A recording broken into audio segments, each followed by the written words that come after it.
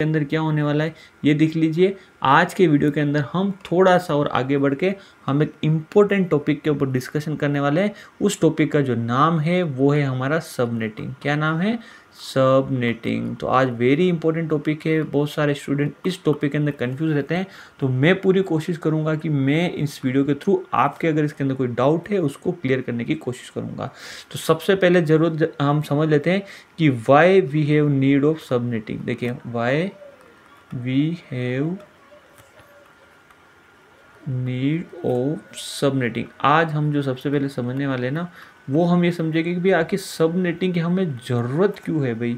ठीक है, तो इसके जो रीज़न है, फर्स्ट रीज़न ये है मेंटेनेंस प्रॉब्लम। क्या है? Maintenance problem.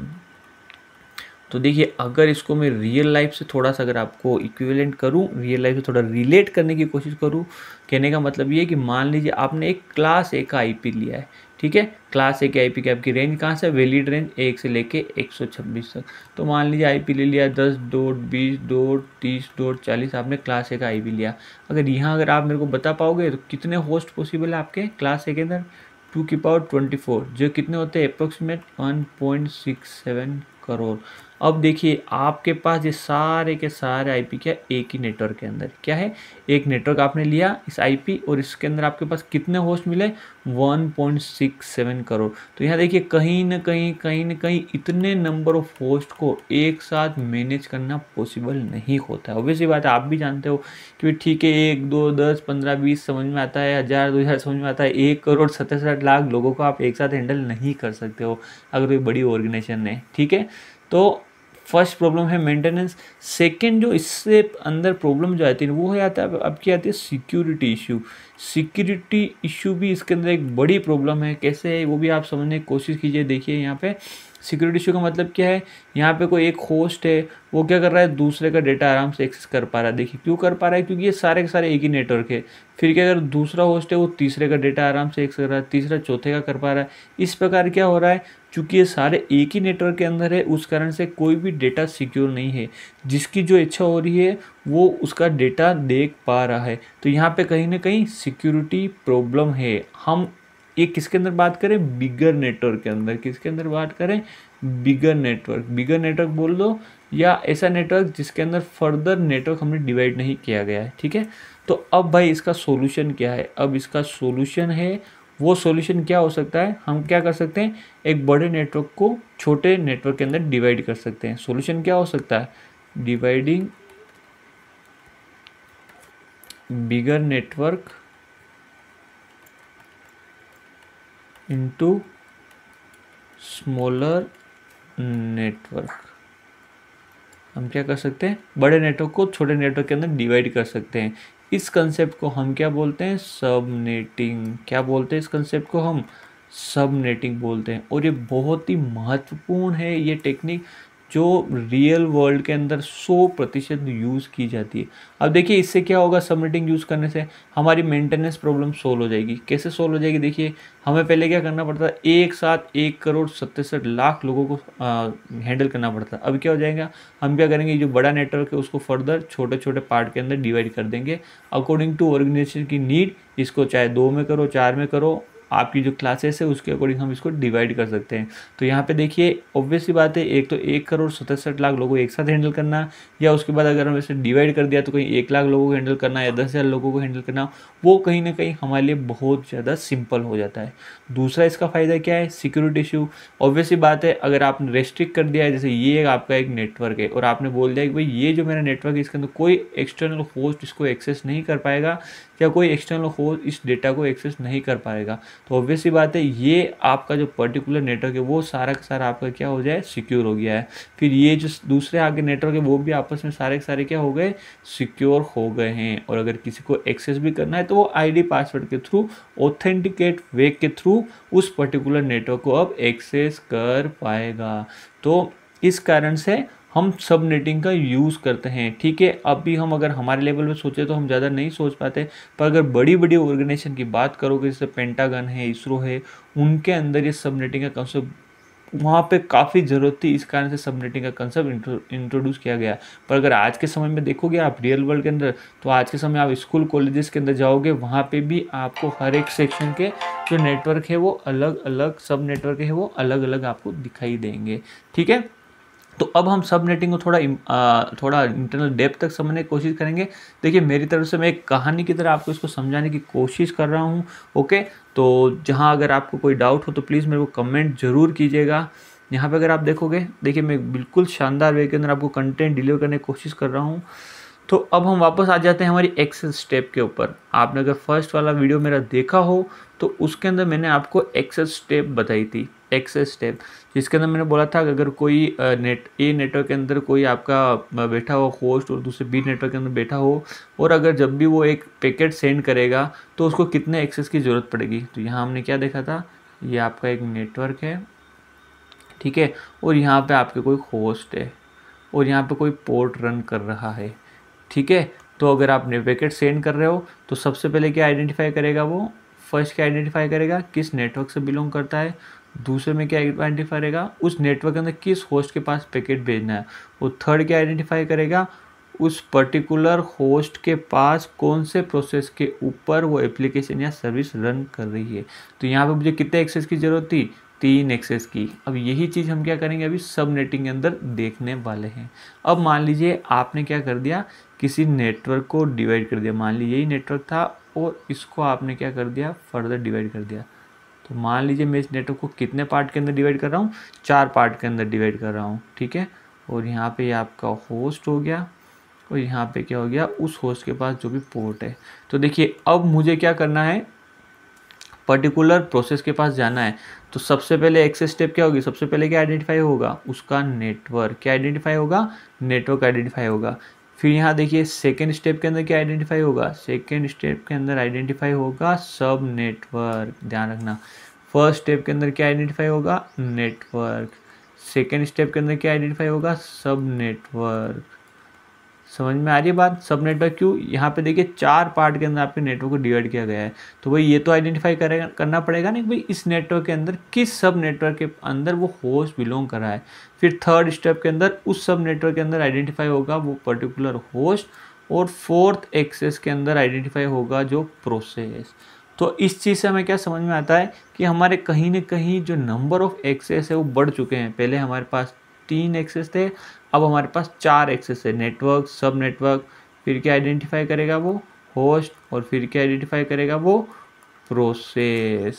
ठीक है, तो यहाँ से अगर हम एक चीज़ देख पा रहे तो यहाँ कहीं ना कहीं अगर हम सब नेटिंग जाते हैं तो यहाँ पे कहीं ना कहीं हमें डिसएडवांटेजेस देखने को मिलता है कि वहाँ पे आपको जो एक्सेस करना पड़ रहा था किसी डेटा को या पैकेट सेंड करना पड़ रहा था, वहाँ पे आपको टाइम कम लग रहा था। पर यहाँ पे अगर आप देखोगे तो आपको थोड़ा सा टाइम क्या लग रहा है, ज़्यादा लग रहा है। पर इसके बावजूद भी क्योंकि इसके जो सब नेटवर्क के जो एडवांटेजेस है वो काफ़ी प्रोमिनेंट और काफ़ी अच्छे हैं, इसलिए हम सब नेटिंग का हम यूज़ करते हैं। तो चलिए अब सब नेटिंग कैसे वर्क करनी है सर, कैसे नहीं, या हम सब नेटिंग के क्वेश्चन कैसे आते हैं एग्ज़ाम के अंदर, उसकी ओर हम यहाँ पे बढ़ने की कोशिश करते हैं। तो ठीक है, तो मैं क्या करूँगा, एक एग्जाम्पल के थ्रू आपको यहाँ पे समझाने की कोशिश करूँगा, बिल्कुल। ठीक है, एक एग्जाम्पल के थ्रू आपको समझाने की कोशिश करने वाला हूँ। मान लीजिए मैं एक IP ले रहा हूँ, यहाँ पे IP क्या ले रहा हूँ, 200.10.1.0। ठीक है, और मैं क्या करना चाह रहा हूँ, ये जो आपका IP है, ये जो पर्टिकुलर नेटवर्क है, उसको मैं 2 पार्ट के अंदर डिवाइड करना चाहता हूँ। कितने पार्ट के अंदर, 2 पार्ट के अंदर डिवाइड करना चाहता हूँ। तो देखिए उसको हम किस तरीके से डिवाइड करने की कोशिश करते हैं। ठीक है, तो यहाँ पे लीजिए, ये आपका मान लीजिए ये आपका जो IP है उसका एक नेटवर्क है और उसको मैं 2 पार्ट के अंदर डिवाइड करना चाहता हूँ। तो देखिए जब कभी भी आपको सबनेट करना है तो हमेशा आप होस्ट ID बिट का यूज़ करेंगे। किसका यूज़ करेंगे, होस्ट ID बिट को। हमेशा हम होस्ट ID बिट को किस में कन्वर्ट करेंगे, सबनेट ID बिट के अंदर कन्वर्ट करेंगे। तो यहाँ पे मैं अगर आपको बताऊँ तो यहाँ पे देखिए आपका IP पहले कितने पार्ट के अंदर डिवाइड था, नेटवर्क ID पार्ट और होस्ट ID पार्ट। पर ध्यान रखना अगर आपको सब नेटवर्किंग करनी है तो जो होस्ट आईडी बिट है ना उसको आप क्या करोगे, सबनेट आईडी के अंदर कन्वर्ट करोगे। तो मैं क्या करूँगा, होस्ट आईडी एक बिट ले लूँगा और उसको मैं क्या करूँगा, सबनेट आईडी बना दूँगा। ठीक है, तो अब network ID, subnet ID, host ID. तो यहाँ आप मेरे को बता सकते हो कि क्लास सी के अंदर आपके होस्ट आईडी बिट कितनी है। तो आपको पता है, मैंने आपको बता रखा है कि क्लास सी के अंदर आगे की 24 बिट तो आपकी नेटवर्क आईडी होगी और लास्ट की जो 8 बिट है वो आपकी कौन सी होगी, होस्ट आईडी बिट है। तो चलिए फटाफट से कर देते हैं इसको। अब देखिए इसको मेरे को 2 पार्ट में डिवाइड करना है। तो यहाँ लिख रहा हूँ मैं इसको 200.10.1. और लास्ट 8 बिट को ओपन कर रहा हूँ, होस्ट आईडी बिट को 1 2 3 4 5 6 7 8। ठीक है, और 2 पार्ट में डिवाइड करना है इसलिए मैं इसको फर्दर लिख रहा हूँ 200.10.1.1 2 3 4 1 2 3 4। अब देखिए यहाँ पे आपको क्या करना है, 2 पार्ट के अंदर डिवाइड करना है तो आपको एक बिट सेलेक्ट करना है। तो यहाँ पे मैंने बिट सेलेक्ट कर लिया था, होस्ट आईडी का 8 बिट सेलेक्ट कर लिया। तो इस बिट के अंदर आप क्या क्या वैल्यू रख सकते हो भाई। आपने अगर एक बिट सेलेक्ट किया है तो मैंने आपको पहले ही बताया था, अगर आप एक बिट सेलेक्ट करते हो तो आप 0 या 1 रख सकते हो। अगर 2 बिट सेलेक्ट कर रहे हो तो 0 0 0 1 1 0 1 1, ये मैंने सेकंड लेक्चर के अंदर अच्छे से बता रखा है। ठीक है, तो यहाँ पे आप क्या रख सकते हो, आप मेरे को बताओ। यहाँ पे आप इधर या तो 0 रख सकते हो या 1 रख सकते हो, तो बस रख दीजिए। यहाँ पे रख दीजिए आप 0 फर्स्ट बिट के अंदर और यहाँ पे रख दीजिए 1। इसका मतलब क्या हो गया, आपका जो ये नेटवर्क है अब 2 पार्ट के अंदर डिवाइड हो चुका है। कितने पार्ट के अंदर डिवाइड हो चुका है, 2 पार्ट के अंदर डिवाइड हो चुका है। ठीक है, तो देखिए बिल्कुल आप स्टेप बाय स्टेप चलते रहिए, जो भी क्वेश्चन आपको अगर कन्फ्यूज़न है तो सब क्लियर हो जाएगा। अब आपको क्या करना है, इस बिट को हाथ नहीं लगाना है, इस बिट को आपको हाथ नहीं लगाना है और बाकी जो भी बिट आपके बचे हुए हैं उनको आपको क्या करना है, फिल कर देना है। तो स्टार्टिंग कैसे करेंगे, 0 0 0 0 0 0 0। ठीक है, तो यहाँ पे जो फर्स्ट आईपी आपका निकल के क्या आ गया, 0। नेक्स्ट आईपी क्या होगा बताइए मेरे को। इसको एज इट इज रखना है तो इसको मैं यूज़ नहीं कर रहा हूँ। क्या बचा, 0 0 0 0 0 0 1। क्या हो जाएगा ये 1। 0 0 0 0 0 1 0, ये क्या हो जाएगा यहाँ पे 2। इसका बेस वेट क्या होता है 2। ठीक है, इस प्रकार से आप चलते जाना है और लास्ट में क्या हो जाएगा 1 1 1 1 1 1 1। तो ये क्या हो जाएगा आपके पास, और ये एज डी 0 है ही है, ये मैं यहाँ लिख रहा हूँ। ठीक है, तो इसकी अगर आप वैल्यू कैलकुलेट करोगे तो क्या हो जाएगा 2 की पावर 7 माइनस 1। तो 2 की पावर 7 क्या हो जाता है 128, माइनस 1 क्या हो गया 127। तो जो फर्स्ट सब नेटवर्क है मान लीजिए ए और सेकंड क्या है बी। ठीक है, और इस पूरे सब नेटवर्क की आईपी क्या थी 200.10.1.0। ठीक है, हम क्या करें, इसको पार्ट के अंदर डिवाइड कर रहे हैं। तो फर्स्ट पार्टीशन के अंदर हमने 0 रखा, सेकंड के अंदर हमने 1 रखा और बाकी जो बचे हैं वहाँ पे मैंने 0 0 0 और लास्ट में मैंने आईपी ले ली 1। तो इसकी रेंज क्या निकल के आ गई आपकी, 0 से लेके 127 निकल के आ गई। ये आपकी 0 रेंज है और ये 127 रेंज है। सिमिलरली इस जगह करेंगे हम, यहाँ पे देखिए, यहाँ पे रख दीजिए आप 0 0 0 0 0 0 0। तो ये आपकी क्या हो जाएगी, इसकी बेस एड्रेस क्या है देखिए यहाँ पे 128। तो ये हो जाएगी आपकी 128 और लास्ट वाले के अंदर आप पुट कर दीजिए 1 को मैं एज इट इज रख रहा हूँ। ये क्या हो जाएगा 1 2 3 1 2 3 4। इसकी वैल्यू क्या हो जाएगी आपकी 255। ठीक है, तो इसकी रेंज अब मेरे पास क्या निकल के आ गई 128 से लेके 255 मेरे पास वैल्यू निकल के आ गई है। तो यहाँ से आपको क्या समझ में आया, ये समझ में आया कि भाई अगर आपको आपका जो नेटवर्क है वो अगर आपको एक पार्ट के अंदर डिवाइड करना है तो आप क्या करोगे, एक बिट सेलेक्ट करोगे। सॉरी 2 पार्ट के अंदर सेलेक्ट करना है तो आप एक बिट सेलेक्ट करोगे। नेटवर्क कितने पार्ट में डिवाइड हो जाएगा 2। अगर आपको 4 पार्ट के अंदर डिवाइड करना है तो आप कितनी बिट का सिलेक्शन लोगे 2। ठीक है, और अगर आप 3 बिट लेते हो तो नेटवर्क कितने पार्ट में डिवाइड हो जाएगा 8। अगर आप 4 बिट लेते हो और बिट कहाँ से लेनी है आपको, होस्ट आईडी से। बिट कहाँ से लेनी है आपको, होस्ट आईडी पार्ट से। ठीक है, तो आपका पूरा नेटवर्क कितने पार्ट के अंदर डिवाइड हो जाएगा 16 पार्ट के अंदर। इस प्रकार से आप जो नेटवर्क है उसको डिवाइड कर सकते हो। ठीक है, तो मेरे ख्याल से ये आपको पार्टीशन अच्छे से समझ में आया होगा। तो आपकी सब नेटवर्क की फर्स्ट आईपी कौन सी है, ये 0। और लास्ट आईपी कौन सी है 127, इसकी फर्स्ट आईपी कौन सी है 128 और इसकी लास्ट आईपी क्या है आपकी 255 इसकी लास्ट आईपी है। ठीक है, तो अगर मैं यहाँ पे लिखूँ आपका जो सब नेटवर्क है ए, इसकी फर्स्ट आईपी क्या है 200.10.1. देखिए हो जाएगी 0। ओके, और लास्ट आईपी क्या है 200.10.1.127 और बी की फर्स्ट आईपी क्या हो जाएगी आपके पास 200.10.1.128 और इसकी लास्ट आईपी क्या हो जाएगी आपके पास 200.10.1.255 इसकी लास्ट आईपी हो जाएगी। ठीक है, तो इस तरीके से मैंने क्या किया, एक बड़े नेटवर्क को दो छोटे नेटवर्क के अंदर डिवाइड किया। अब हम एक और क्वेश्चन करके देखते हैं। हम क्या करते हैं, सेम आईपी लेते हैं और इसको हम क्या करेंगे 4 पार्ट के अंदर डिवाइड करेंगे। तो देखिए यहाँ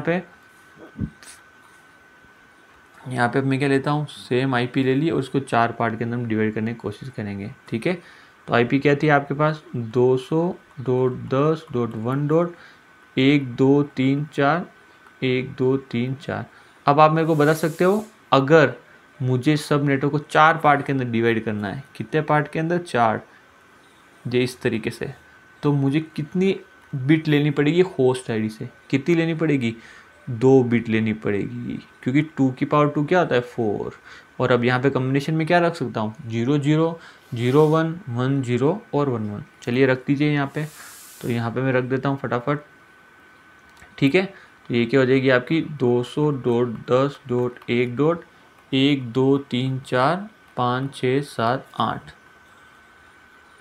200.10.1.1.234.5.6.7.8 ये क्या हो जाएगा 200.10.1.1.234.5.6.7.8 200.10.1.1.234.5.6.7.8। अब आप क्या करोगे, इसको लॉक कर देते हैं इन दोनों बिट को यहाँ पे, ये और वैल्यू क्या रखें बताइए आप मेरे को, क्या क्या कॉम्बिनेशन हो सकते हैं, क्या क्या हो सकता है 0 0 0 1 1 1 0 और क्या हो सकते हैं यहाँ पे 1 1। ठीक है, 0 0 0 1 1 0 और 1 1। ओके, चलिए तो अब हम कैलकुलेट करने की कोशिश करते हैं वापस कि भाई यहाँ पे हम क्या वैल्यू आपके पास आने वाली है, इसकी रेंज निकालनी है ना हमें, तो रेंज कैलकुलेट करने की यहाँ पे हम कोशिश करते हैं। तो चलिए कैसे करेंगे, सबसे पहले हम क्या रख देंगे यहाँ पे 0 0 0 0 0 0, तो ये फर्स्ट वाली तो आपकी 0 आ जाएगी और लास्ट वाली के अंदर हमेशा क्या करते हैं 1 1 रख देते हैं, तो इन दोनों को छोड़ के 1 1 1 1 1 1। ठीक है, अगर इसकी आप बेस वैल्यू निकालोगे तो हमेशा ध्यान रखना, अगर कंटिन्यूस रन ऑफ 1 से तो कैसे निकलेगी 2 की पावर 5 माइनस 1 क्या होता है 32 माइनस 1 क्या हो गया यहाँ पे 31।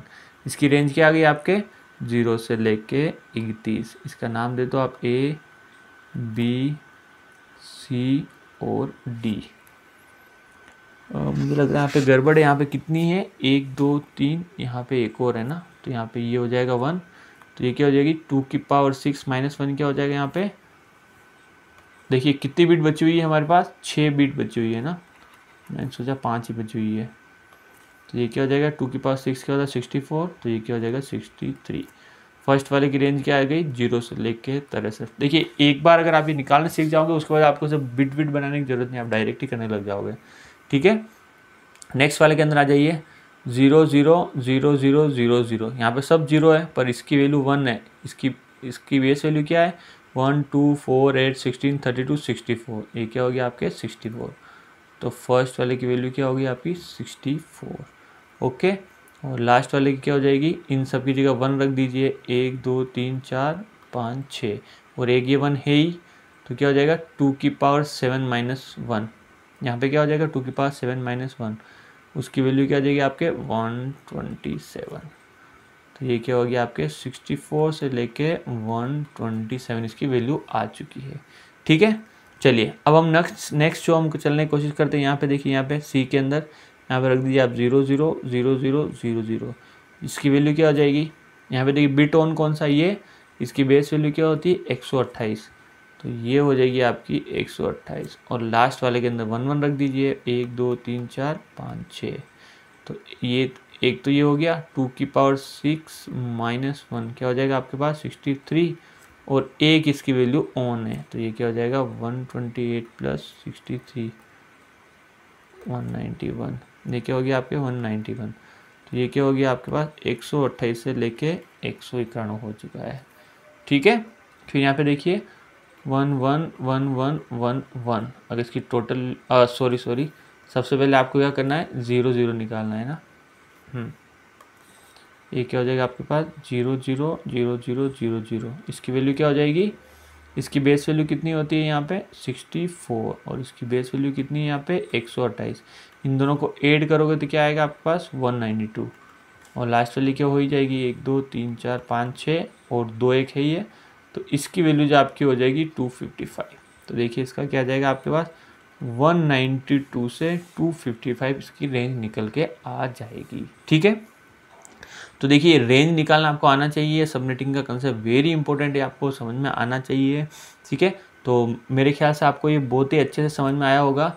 ये जो हमारा रिप्रेजेंटेशन है ना वो आपका क्या है एक लॉजिकल व्यू है। क्या है आपका लॉजिकल व्यू है। हम क्या करते हैं इस आईपी को लॉजिकल व्यू के अंदर कन्वर्ट करते हैं। तो देखिए हमने कैसे क्या किया, हमने सबसे पहले बड़े जो नेटवर्क था उसके डिसएडवांटेजेस देखे, फिर सबनेटिंग के एडवांटेजेस देखे, हमने एक्सेस स्टेप देखे। उसके बाद हमने क्या किया एक जो आईपी था क्लास सी का उसको 2 सब नेटवर्क के अंदर डिवाइड किया। फिर इसके बाद हमने उसी सेम आईपी को हमने 4 सब नेटवर्क के अंदर डिवाइड किया है। ठीक है, तो एग्ज़ाम के अंदर क्वेश्चन कैसे आते हैं यहाँ से, एग्ज़ाम के अंदर यहाँ से डायरेक्ट क्वेश्चन आते हैं। ये पूछा जाता है कि भाई आपको एक आईपी दे दिया है और ये बोला जाएगा कि अगर मैं यहाँ पे 1 बिट सेलेक्ट करता हूँ तो ये कितने पार्ट के अंदर डिवाइड होगा, अगर मैं 2 बिट सेलेक्ट करता हूँ तो कितने पार्ट के अंदर डिवाइड होगा।